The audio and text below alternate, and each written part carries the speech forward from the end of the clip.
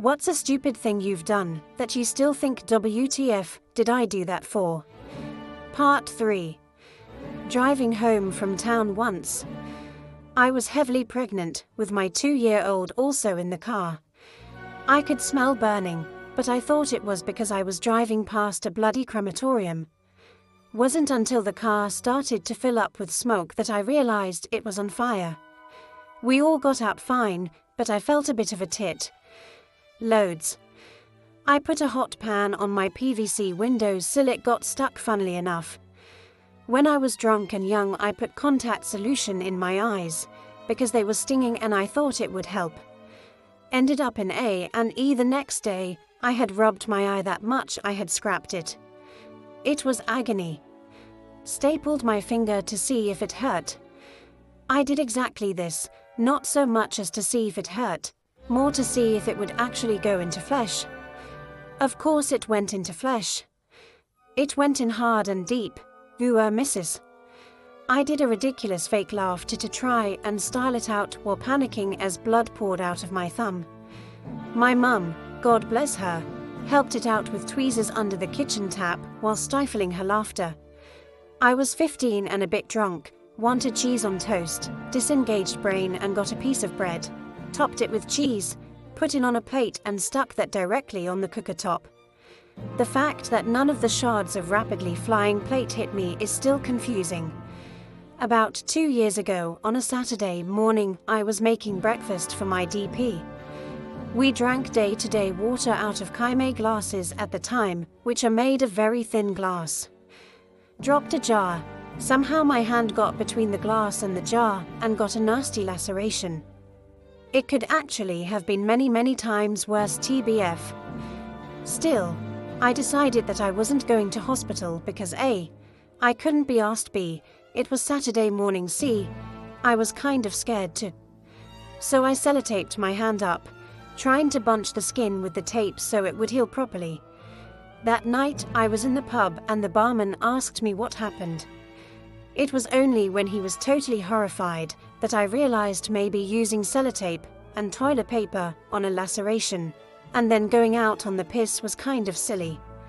It healed nicely though, smiley face. I got free tickets to a big concert and was going to meet the artist. I got wankered, fell asleep in the bogs, wandered all over the place and had to be escorted back to my seat. Met the person afterwards and the look on their face was pretty sobering. I'm the worst at touching things to see if they are hot or sharp. I've grabbed an eye and I dropped, walked across my kitchen holding a baking tray with my bare hand and even licked caramel straight out the pot. I test every new knife with my finger, even when I tell myself I shouldn't, I still do it. 2 of my worst injuries though are probably, I was washing dishes and noticed a hairline crack on a glass. Examined it and decided it would be okay, as it didn't look too bad, and it was a Taz glass, which I really loved. Holding a sponge, I put my hand inside the glass and dumped it in the hot water in the sink. The glass shattered right along the crack as soon as it touched the water and right where my pinky finger was. It sliced deeply into it at an angle and I bled everywhere. I ended up bandaging it up myself and went to the pub. I was late for meeting my mum and uncle for lunch, instead of getting it checked out, and just ordered a whiskey alongside my lunch as I thought it would stop me shaking from the shock. Blush, most of the bit that sliced healed perfectly fine, but a bit of it didn't stick back and died off and I now have a permanent dent in my finger. I've told this story before, although I can't remember the exact situation that led to the injury now and may have changed details before as so many people were told the story at the time. I'd been in bed with DH and nipped out to the loo after, totally naked. I peeked in to check DC was sleeping and closed the door afterwards. Right onto my nipple, which had dangled itself into the open hinge. DH said the noise I made didn't sound human, and I managed to wake both DC.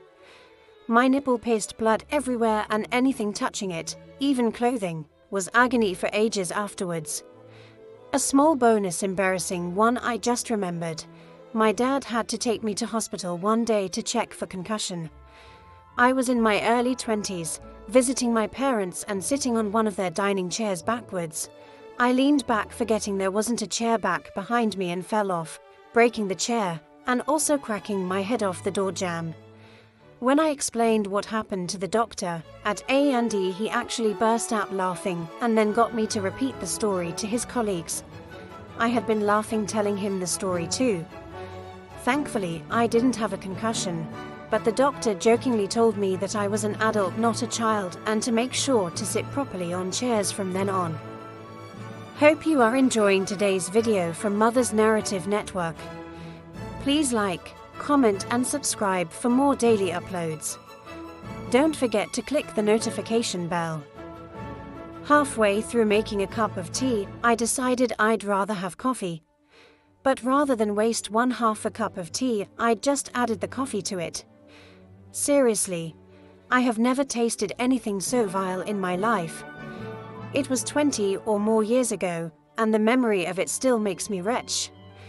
Just started big school age 13 and had to get the train in. Back into 80s, so with slam door trains. It was in the commuter belt, and I used to see all the commuters in suits opening the doors and stepping out onto the platform while the train was still moving. I thought it was a dumb thing, so tried it once. I went rolling down the platform while all the commuters stepped around me. Once when we were going on holiday, we stopped at a service station on the M1. I had to use the toilet in McDonald's. The loo was in a bad state. I went over to a guy in a short-sleeved blue shirt and tie and complained, telling him that he needed to be checking the toilet, only to be told by him that he didn't work at McDonald's. His work colleague looked embarrassed for him. I was just confused. Once, whilst putting my shopping on the conveyor belt in Tesco, I noticed something had leaked. So, for some reason I can't fathom, I stuck my finger in it and licked my finger. It was laundry detergent.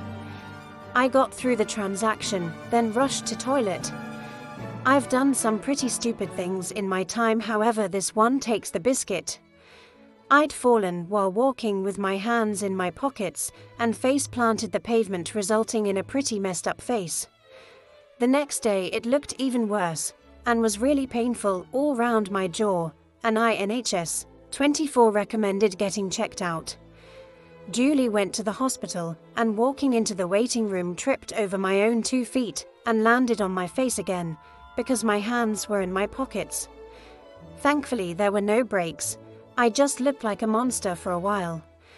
I'd like to say I've learned my lesson, but I still walk with my hands in my pockets. The other day, I made a cup of tea when I was tired, got my hand wedged in the handle, then spilt boiling tea all over my hand as I was trying to extricate it from the handle. The water coming out of the tap was warm, so I decided to shove my hand in the freezer. The drawer wasn't opening very far, so I then got my hand stuck. It felt like I was about to get frostbite, so I pulled it out, and in my enthusiasm to ram the drawer shut, I also pressed the button which switches off the freezer. A couple of days later, I found frozen vegetables swimming in red berry water, which I spent ages cleaning up. FFS. At least my hand didn't blister from the tea. I still have a dent in my thigh from the time I tried to sew a tear in some jeans. The needle was nowhere near strong enough, but I thought it just needed a good push to get it through, so I braced it against my thigh. The fat end went in my leg with an audible pop. No blood luckily, but I was not sick pulling it back out again. In my first ever job, I laminated a penny. Just to see what would happen. Laminator busted. Obviously. In the middle of the night, I hear a blood-curdling scream. I rush into the bathroom to find my child of about 7 had used tea tree body scrub on her bits. I dumped her into the bath and hosed her down. I tried to close stubborn semi-broken sash window by putting my hands under the bottom sash and pulling. Window came down, trapping my hands at both wrists. Spent a couple hours trying to get the attention of my partner, who was working in the pub opposite. He didn't notice, so I had to wait until he got home.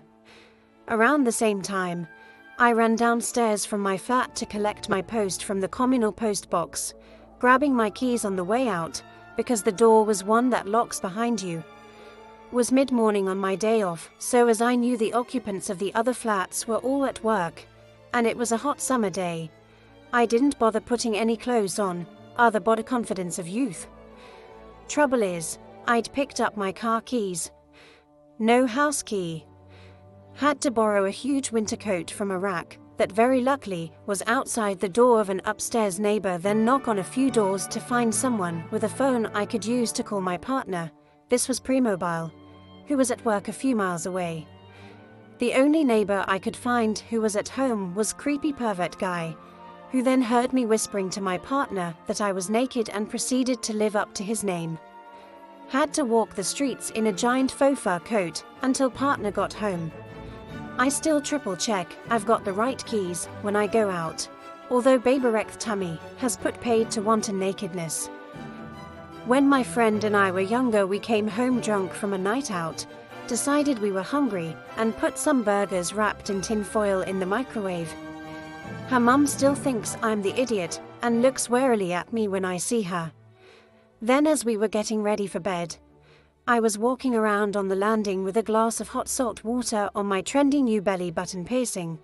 I was trying to make my friend laugh by jumping up and down, so the water swished around and I fell backwards down the stairs, the glass smashing loudly. As we got into bed, my friend was so tired she didn't want to go back to the bathroom to take out her contact lenses, so she put them in pint glasses of water at the side of the bed, woke up thirsty in the night and downed them. I miss those days. Sprayed my laptop really intensely with flash and killed it. Sad it's not like I don't usually know that's wrong either. Must just been being a bit dopey that day. Used to go upstairs on the bus coming back from school and dangle upside down, like a bat over the stairs on that ledge thing. Bus stopped so abruptly mid-dangle, and I ended up doing the sickest backflip ever and landing on the stairs on my left knee, broke my thigh bone and dislocated my kneecap, so the fucking bus driver had to pull over and phone an ambulance, as I was chalk white and sweaty, screaming in pain. Never been so mortified, and even to this day I don't know why I was so hell-bent on dangling.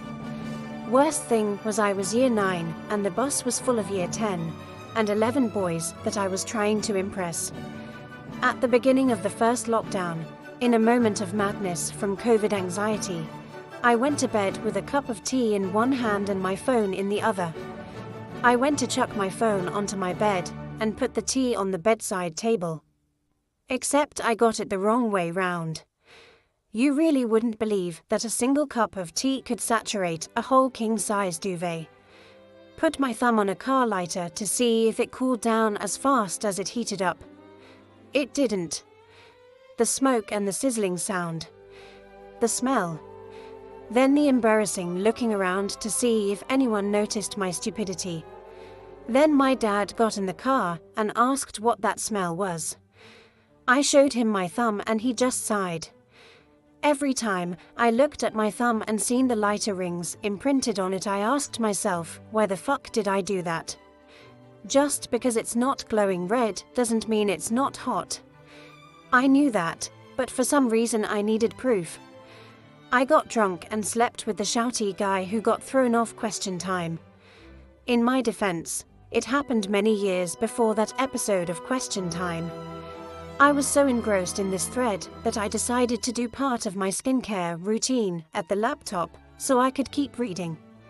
I dropped an open bottle of serum, miraculously caught it, and then set it down on my actual laptop, just so that I could knock it over again 10 seconds later.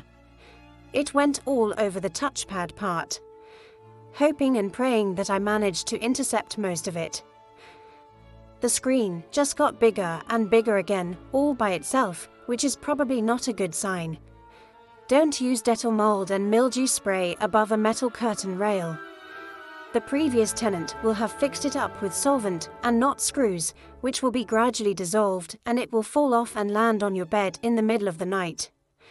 This will A. Scare the SHHT out of you, B. ducking hurt, and C. Teach your children a few new expletives. I used to be terrified of crane flies, aka daddy long legs. One night, I was sat drinking wine, and one landed on the table next to my wine glass. I picked my glass up and squished the DLL with the bottom of my glass. Only the force shattered the stem, which in turn shattered the glass, and my hand carried on with the downward trajectory into the shards of glass. I ended up at A&E with actual stitches in my thumb and still have the scars to tell the tale. My mum has 2 front doors. The new outside door, and then a very small porch, and the original front door which is now inside. I once started to leave the house, closed the internal door behind me and went to open the front door only to find it locked. Turned to go back in and realized the internal door had locked behind me. At which point I realized I had forgotten my keys. I was stuck in the porch. Thankfully, I had my phone with me and was able to call my mum, who had to leave work to free me. I was stuck there for an hour waiting. This was pre-smartphones, so I had nothing to do. Thank you for watching. Hope you enjoyed today's video. Before you go, please like, comment, and subscribe for more daily uploads. Don't forget to click the notification bell.